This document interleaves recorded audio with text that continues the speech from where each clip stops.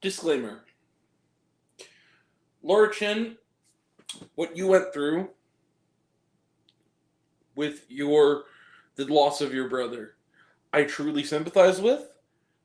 Um, I think you have every right to tell this story. To the audiences that like this film and are moved by it, you have every right to feel that way. You have every right to like this movie. I'm saying this to cover my own ass. Because I think you can guess, just from my tone, what I thought. That being said, do the thing. No war, hang on! Spoiler alert, by the way. So Suncoast premiered at the Sundance Film Festival. I'm really glad I didn't see it there because it would have been a waste of $30. It's directed and written by Laura Chin and is her featured directorial debut. It's loosely based on her own, or maybe based solely on her own life. The film centers on Doris. She is played by Nico Parker, aka the film's best aspect. Her wonderful performance of The Last of Us. You may have seen her on The Last of Us as Joel's daughter. Her brother is slowly dying.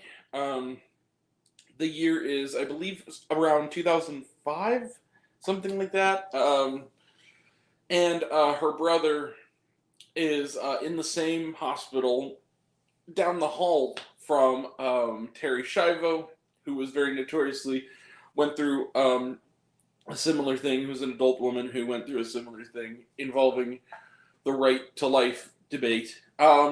He's dying, much to the both heartbreak and mania of her mother, played by Laura Linney, who's sort of a basket case. She is trying to fit in at school. She finally makes a group of friends and finally gets to be a teenager. Most of her young life has been taking care of her brother. She wants independence, and she has every right to have some level of independence away from hospital rooms, but unfortunately, she is emotionally manipulated and abused into not having that life the entire movie, including by a mystical, grieving older gentleman who befriends her, ish, played by Woody Harrelson, who's also going through a loss of his own, but doesn't seem to have any inner life outside of his role in always just being there randomly at inopportune moments. Fuck the plot. I hated this movie. I really hated this movie. I know it's well intentioned. I know people are going to say, oh, there's Grant being a cynical bastard. Fine. Call me a cynical bastard. This movie is a crock of horseshit. I hated this movie. I didn't feel a damn thing, and I'll tell you why. Even though it is emotional subject matter, and it is worth talking about, Laura Chin's heart is in the right place, but the way she goes about it is all wrong. This is repetitive. It keeps cycling through the same bits. Bit where Woody Harrelson gives sanctimonious wisdom. Check. Scene where the mom is crazy and the daughter is, trying to keep it all together while the mom is being despicable. Check. Scene where she tries to talk to her brother to no avail. Check. Scene with the friends where they party and have all these rite of passage things like getting high and going to clubs. Check. Over and over. It just cycles through these things. And the thing is, it's vapid. But then on top of being vapid, it's emotionally dishonest and sanctimonious because the whole movie, yes, it is important when someone, I'm going to be honest with you because I have been in this, not in this exact scenario, but I've been in this scenario of being a caretaker for someone who is dying. And I will tell you something. Yes, you have to dedicate a large chunk of your life to that person. You have to make sure that they're okay. You have to make sure that they are alive and happy for as long as they can be. But you do not get to, but you shouldn't be asked to sacrifice, especially when you're a child, a young adult, the ability to have independence, to have a life. This movie is rewarding the people who take this away from this girl, and it's despicable. What I hated about this movie is the fact that, and it all kind of clicks in, for the first hour of this movie, because it's actually kind of long for what it is, it's almost 2 hours. The first half of this movie, I was kind of with it. I was giving, especially the Laura Linney character, the benefit of the doubt. But there was just something off about this movie. It didn't click with me, but I was kind of like, okay, maybe by the end I'll get this. In the end of the second act, Laura Linney does something as she's unlikable and playing it way too broad the entire movie. And the end of the second act, and Laura Linney's a phenomenal actor, but she is asked to an actor is only as good as the filmmaker who's running the ship, and she is playing it broad and irritating from the moment the thing begins. Like, you're always on Nico Parker's character's side. She's playing it way too loud and scattered and big for its own good. And then there's a turn of the second act where Laura Linney does something that is so manipulative and despicable that I literally said, you know what? Fuck this movie. If it tries to redeem this character, I'm fucking done with this person. And the girl says as much. Okay, let me just tell you what it is. The brother is dying. The girl this young woman has dedicated her life to taking care of her brother. She goes out one night with her friends. One night. She sneaks out to go to a party. Like, her second in this film, but the only party she's ever been to have any kind of, grow up and be a young person and make mistakes. She gets a phone call from her mother while she's with her friends telling her that her brother is going to die that night. She gets there, it was a lie. She said that her brother was dying to manipulate her, and then proceeds, when the girl finally grows a backbone and tells her mother, that's despicable. Right. Correct. Like, what the fuck is wrong with you? Yes, exactly. The mother basically calls her a whore. And she leaves, and you're like, okay, at this point, and the girl leaves, and I said, at this point, okay, make peace with your brother. But if you forgive the mom, if you try to make it like, oh, happy ending, because it's not the brother's fault. The brother's sick. There's clearly some genuine.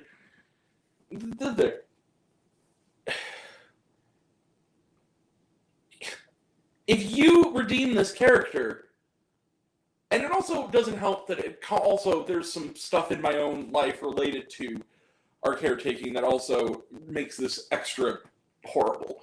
But if they redeem her, this is despicable. So she leaves. She's not talking to the mom for a few days. She's hanging out with her friends, staying with one of them, I think. At the end of the movie, she gets a phone call from her mother saying, like, for real this time, I know you don't forgive me. She's doing this whole spiel about how, I know you can't forgive me. I know what I did was Yeah, fuck you, bitch. I know what I did was unforgivable. But don't take it out on your brother. He's gonna die tonight or tomorrow. And she's like, okay. And then she decides for a little bit to stay with her friends where they are. And then one of the friends gets drunk and is like talking about, like, I love you guys. You guys are my best friends. And she's like, oh my God, what am I doing? I need to go see my brother. She goes to see her brother. It's too late. He's already dead. What the fuck, movie? Like, they already have the sheet over him. He's already dead. What a despicable emotion. Even if that really happened, it's a movie. You can change the ending. That is fucking horrible. And then she has a breakdown, like an emotional breakdown, over her dead brother. And only then does the mom finally apologize, but it's really just sort of half-hearted. She just basically is a decent person for once in her life. And then she asks if she can drive, they smile, they're reconciling. Fuck you, movie. That's how the movie ends. Fuck this movie. this is despicable. No, don't. That is unforgivable. I'm sorry. Like, okay, forgive the brother. Yeah, go see the brother. But don't forgive the mom. Like, that's something where you can't come back from that. Or you can't easily come back from that. I mean, maybe down the line, but not that close to the incident happening. That is an insane level of emotional abuse. And even then, look who's there to say it. Woody Harrelson, who half the time doesn't even seem to like this young woman. He just seems to show up, and even she kind of calls him on it. He's kind of a dick too. He just shows up and is like, "You may need to give your mom a break." It's like, no, fuck you. And then she says as much. She goes, "Why won't you leave me alone? Like, get a life." And then leaves. It's like, yeah, you go, girl. Like. And he's a complete. Also, it's just the other thing too is that nobody ever acknowledges the fact that this strange man who she meets at a diner, who's like 50, it never gets to be anything more than like a paternal sort of friendship thing. But it is sort of odd. And in a better movie, like you think, okay, like the way back, The Kid with Sam Rockwell. But the thing is, that movie first off was good, and actually let its characters be flawed but still be humans. Laura Linney's character in this is a monster. You hate this character. You don't want you care about the loss of the son, but you don't care about her grief at a certain point because she is so despicable to people she's supposed to love. There's one scene in this movie, and it was already putting me on the path of resenting this movie, where she's talking to this grief counselor who's there, who also is sort of a nothing character. And she says, "Do you have any other children?" And she goes, "No, I don't." And then she corrects herself, but she forgets about her other kid. And I'm just like, okay, fine, it's a human mistake. And then she does that. And I'm like, you know what? Fuck you. And fuck you, movie, for making me feel this way. But the other thing, too, is that because of the repetition, when it's not about the mother-daughter, the horrible abusive mother-daughter relationship, it's about the friends. And the friends are vapid. They're just these... I don't blame these young actors. I think they do what they can. But I think that they are so, like, oh my god, girl, LOL, those kind of stereotypes. I just didn't like them. I thought they were empty. There was nothing. They were nice enough characters. At least the one thing I'll give them over the mom is at least that none of them were like bitchy or anything. They were decent to our protagonists. But they're so dull. It's like the whole movie. It's such a mess. And I can't believe Sundance picked this movie up. Like, it's kind of amazing. Like, I know all this complaining is going to make me look like an asshole. I'm sorry. It was a close to home thing. This movie pissed me off. It offended me. It's the worst film I've seen so far in 2024. And it's critically acclaimed. It has 75% on Rotten Tomatoes. It's a certified fresh. You can have it. Like, it's fine. If you were moved by this, I'm not taking that away from you. But you got to understand, I wasn't moved by this because I could feel the mechanics of it manipulating not only me and its characters. It was like Collateral Beauty. It was that kind of thing where it's like, it's emotionally dishonest to such a degree that it takes you completely out of it. You can't re-engage with it. It's impossible. I hated this movie. And yeah, I'm going to give Suncoast, well-intentioned though it is, the road to hell is paved with good intentions. And this is a perfect example. I'm going to give Suncoast. Yeah, you see it. 0 stars, the middle finger of kindness. I'm sorry. I hated this movie. Fuck this movie. I hated this movie. I really, this movie was a offensive piece of shit. I'm sorry. It just really angered me after a while. I was just like, come on, movie.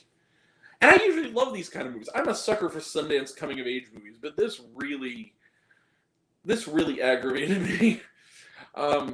Sorry.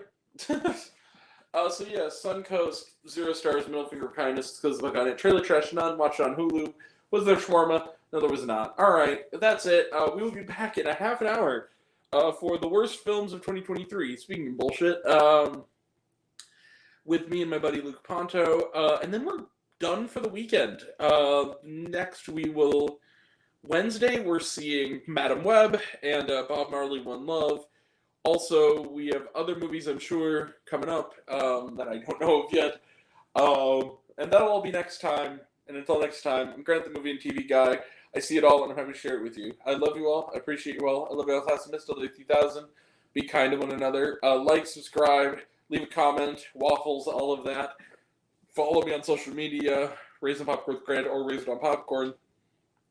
Take care of yourself, take care of your mental health. That's incredibly important. And I want to know down below, what did you think of Suncoast? Did you like the movie? Did you hate the movie? Think my opinion's good? Think I'm full of shit? Comment below. Let me know. And until we meet again, we're all Raisin on Popcorn. Make my mouth extra butter. Catch you guys next time. Take care. Bye.